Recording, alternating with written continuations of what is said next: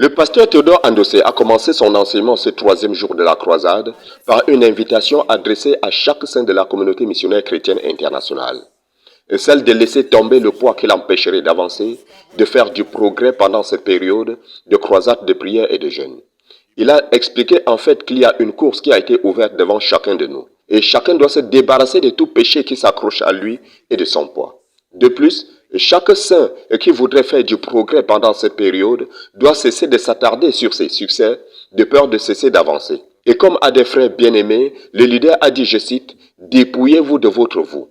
Dépouillez-vous de votre succès, de votre confort, de vos échecs, de vos pertes, pour pouvoir avancer. » En fait, il a continué en disant que plusieurs saints s'attardent sur leur passé et sont ainsi esclaves des chaînes invisibles de leur succès, de leur nom, de leur défaillance, de sorte qu'ils ne peuvent plus rien faire. Ne vous attardez jamais sur vos succès. Never. Ne vous attardez jamais sur vos succès. You will stop growing. Si vous le faites, vous allez cesser de grandir. De peur de cesser de grandir. De peur de cesser de grandir. He told them, Il leur a dit, strip yourself so that you can grow. dépouillez-vous pour pouvoir grandir. Strip yourself of your name. Dépouillez-vous de votre nom. Strip yourself of your success. Dépouillez-vous de votre succès. De vos succès. Strip yourself of your habits. Dépouillez-vous de vos habitudes. Strip yourself of your comfort zone. Dépouillez-vous de votre zone de confort. And strip yourself of your guilt. Et dépouillez-vous aussi de vos culpabilités. Strip yourself of your failures. Dépouillez-vous de vos échecs. Strip yourself of your regrets. Dépouillez-vous de vos regrets. Strip yourself of your losses. Dépouillez-vous de vos pertes. Leave them behind. Laissez-les derrière So that you can grow. pour pouvoir grandir.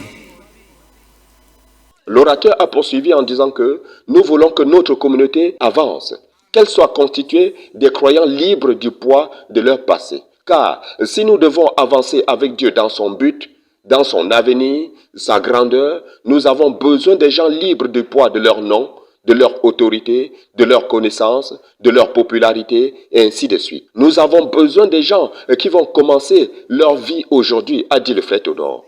Pourquoi ne naîtrais-tu pas de nouveau aujourd'hui? Même le Seigneur Dieu a dit dans Apocalypse chapitre 21 verset 5, Ésaïe 43 verset 18 à 19, « Voici, je suis l'Éternel qui fait toutes choses nouvelles. » À cette question, comme une biche soupire après des couvrants d'eau, plusieurs assoiffés d'un nouveau jour dans leur vie, dans leur ministère, se sont présentés devant Dieu pour se dépouiller non seulement de leur bon passé, mais aussi de leur mauvais passé, et supplier Dieu pour un nouveau départ avec lui, de les transformer et de faire toutes choses nouvelles dans leur vie. C'est encore à partir de Philippiens chapitre 3, versets 12 à 14, que le frère Théodore a démontré que chacun doit lâcher son passé afin qu'il puisse avancer avec Dieu.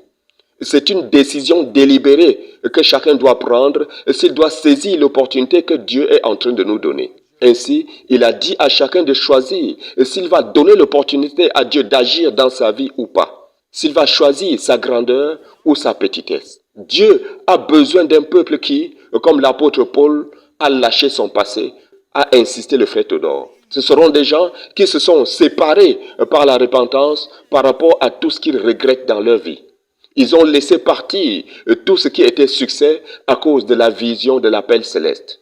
Nous voulons crier à Dieu pendant ce jeûne pour qu'il nous donne des dirigeants doués par le Saint-Esprit pour tout ce qui est devant nous. Et une fois de plus, les saints ont été conduits à crier l'Éternel pour être libérés de leur passé et aussi de leur succès. Son enseignement de ce soir a poursuivi avec la lecture de Genèse chapitre 16. Et à partir de la vie d'Abraham, le frère Théodore a présenté aux frères qu'un nouveau départ avec Dieu se déclenche par une nouvelle rencontre avec Dieu. Abraham a eu 14 années de régression depuis la naissance d'Ismaël. Il était satisfait car les promesses de Dieu dans sa vie étaient en train de s'accomplir. Après 14 ans, Dieu lui a apparu de nouveau. Et c'est alors que l'histoire spirituelle d'Abraham a recommencé. Et l'orateur a encore proclamé que les nouveaux commencements se déclenchent par des nouvelles rencontres avec Dieu. On a besoin de lâcher son passé pour avoir une nouvelle rencontre avec Dieu, ainsi redécoller. Car l'énergie même pour l'avenir provient d'une nouvelle rencontre avec Dieu. Il a aussi démontré ce principe à partir de la vie du prophète Ésaïe. De Ésaïe chapitre 1 au chapitre 5, c'était la totalité du livre de Ésaïe. Et le prophète de 5 chapitres est devenu le prophète de 66 chapitres grâce à une nouvelle rencontre.